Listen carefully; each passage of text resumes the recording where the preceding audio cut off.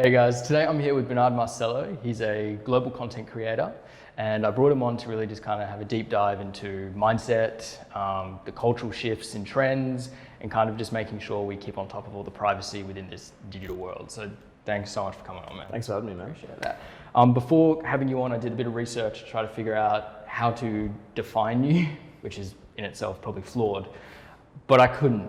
For all intents and purposes, 7 years ago, you posted a YouTube video where you were breakdancing in an underpass to A$AP Rocky's Goldie. From then, it's been, YouTube, then it was like Instagram, then I saw, you've done futsal. There's been like so many different things from like athletes. I've seen you on billboards in Perth. There isn't really a category that seems right to put you in. Do you think that's important? For me personally, I don't think it's important to label yourself a certain way or put yourself in a box.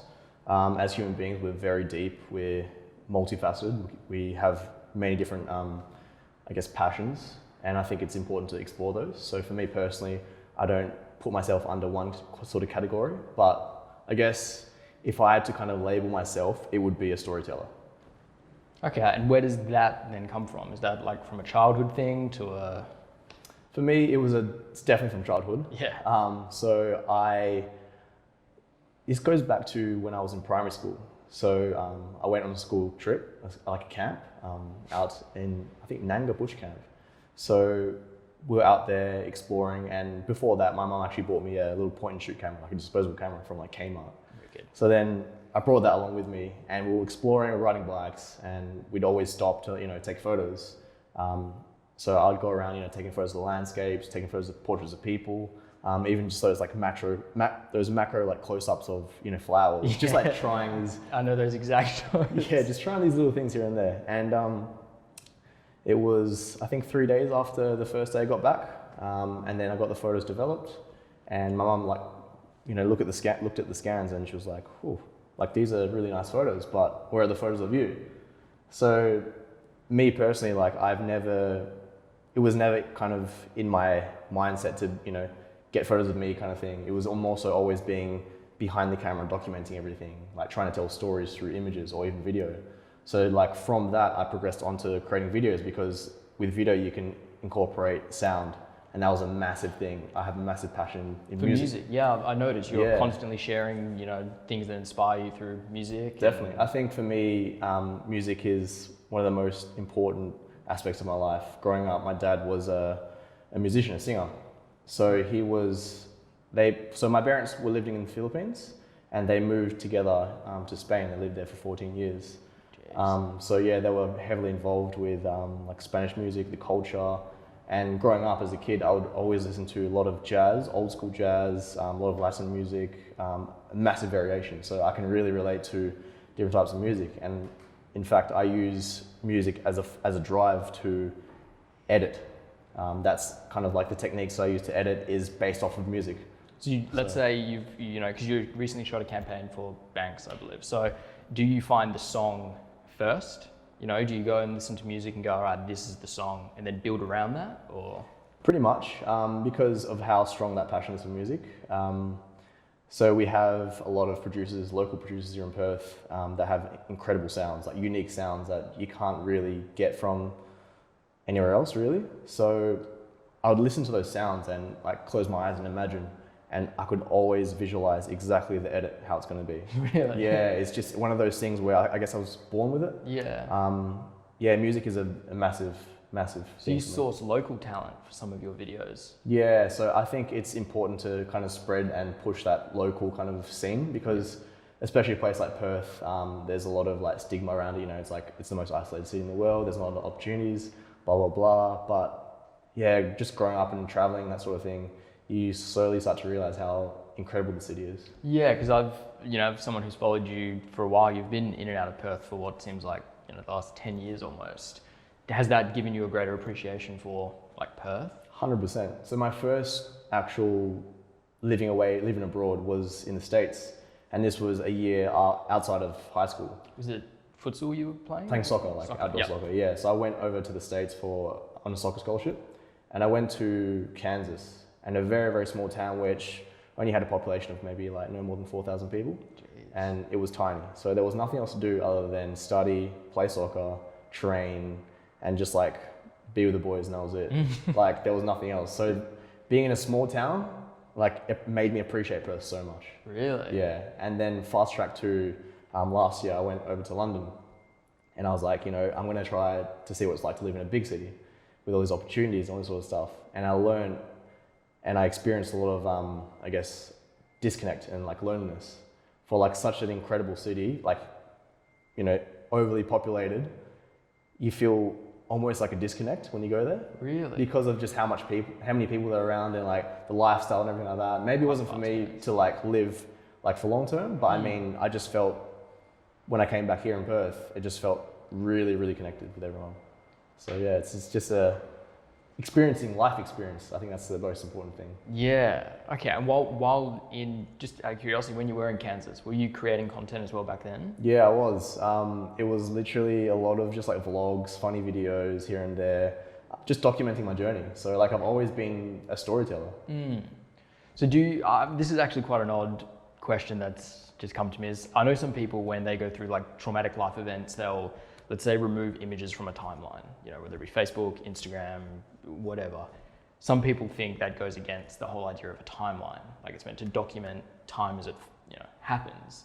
Do you take that, quite literally? Because I feel like I could go through, and I did go through your whole Instagram, and I can see, most of your life's, things. Do you choose to keep some of it away from Instagram? Like family, friends, partners?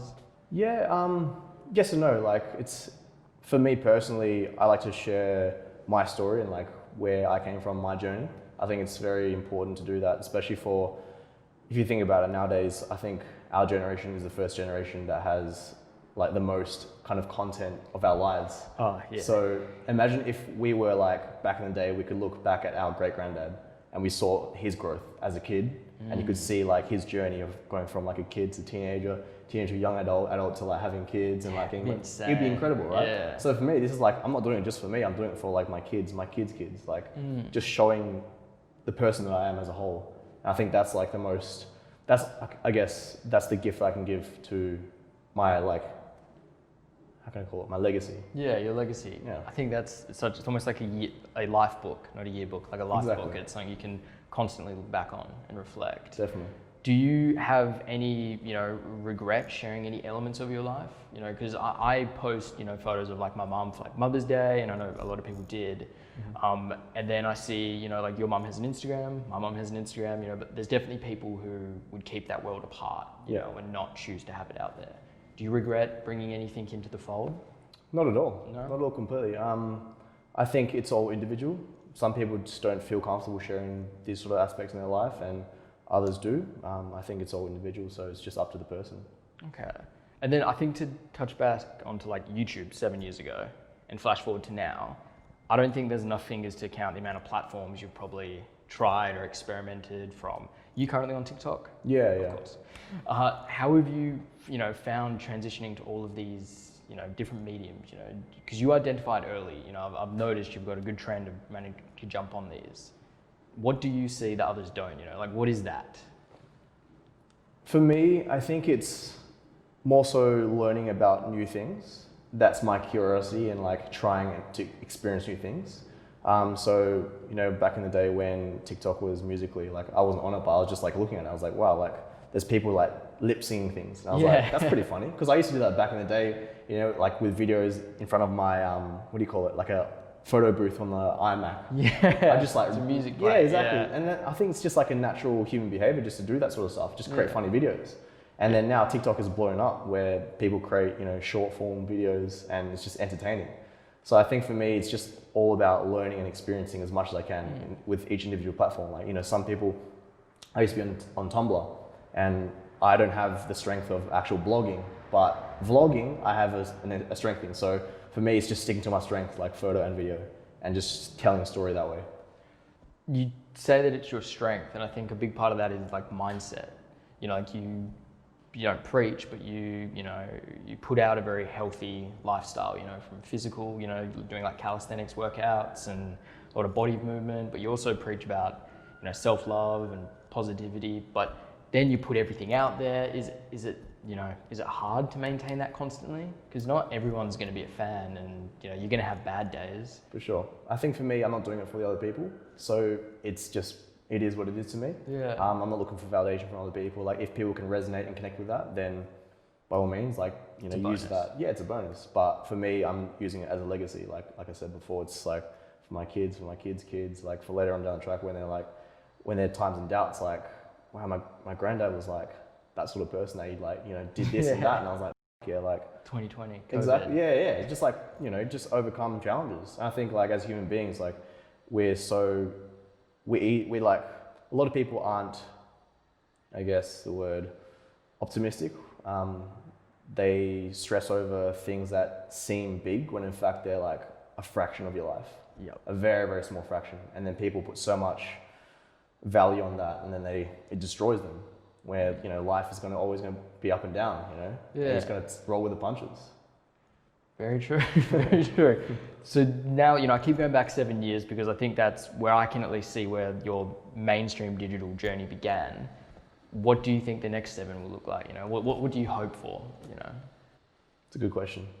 I think for me, I'm not putting any expectations or setting any goals, if that makes sense. I think I have a clear vision of. So you're not like a goal-orientated person, more. Yes and no, depends on the area of my life, what it is. Yep. I think it's great to have goals, but I think it's more important to have a purpose.